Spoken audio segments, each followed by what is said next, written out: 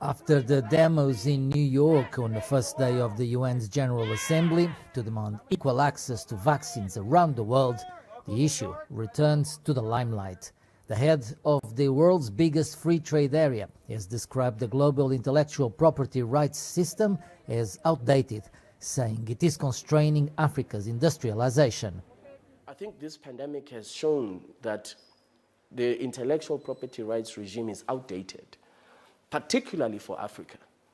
Particularly for Africa. If we want to defeat these viruses, we have to re-look at all of these questions, compulsory licensing. If we have an intellectual property rights regime that enables Africa to produce vaccines without being in violation of WTO law, that's what we have to do. The first COVID-19 vaccine-producing facility in Africa opened this Wednesday in Algeria.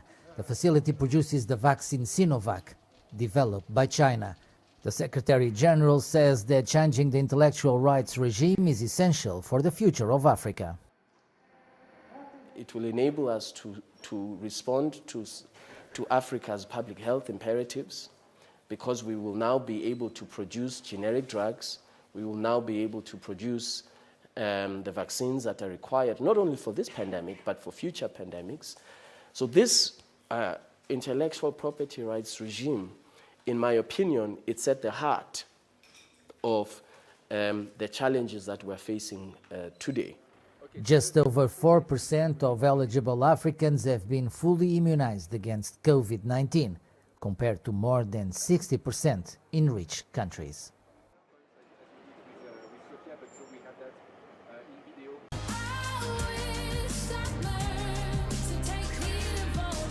Cynthia Erivo may already be a Grammy winner, but she is still scared to have her debut solo album, Channel 1 vs. 1, out there for the world to hear.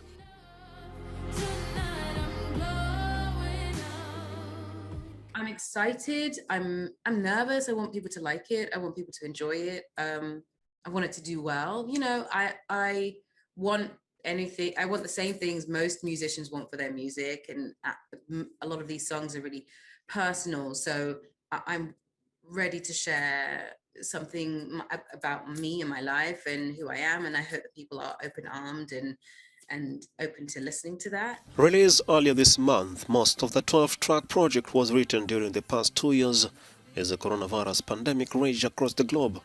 It's a mix of pop, alternative R&B, and inspirational music with gospel undertones. Erivo co-wrote every song.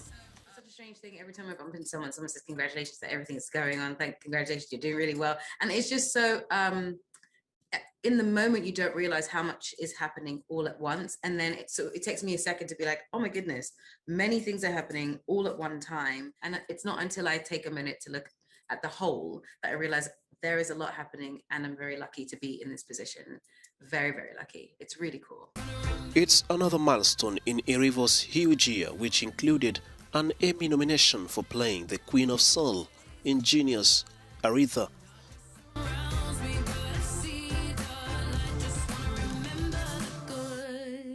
In the most simplistic way, it's about teaching young kids to follow their dreams, but before then, dream all of the details you possibly can, so that you have almost like a roadmap to it.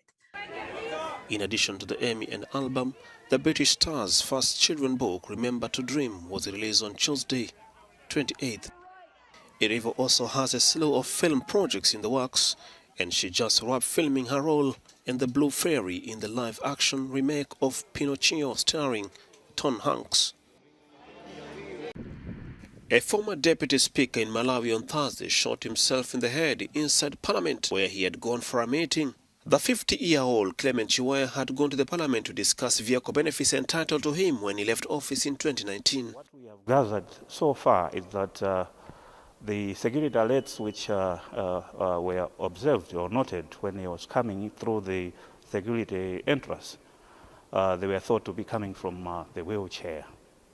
But we are reviewing the issue we'll be able to come out with what actually happened in terms of security. Statement from the parliament confirmed that he had bought his car at the end of his 5-year term in 2019 that led to his accident, but was frustrated by the parliament for not paying for the damages according to his contract.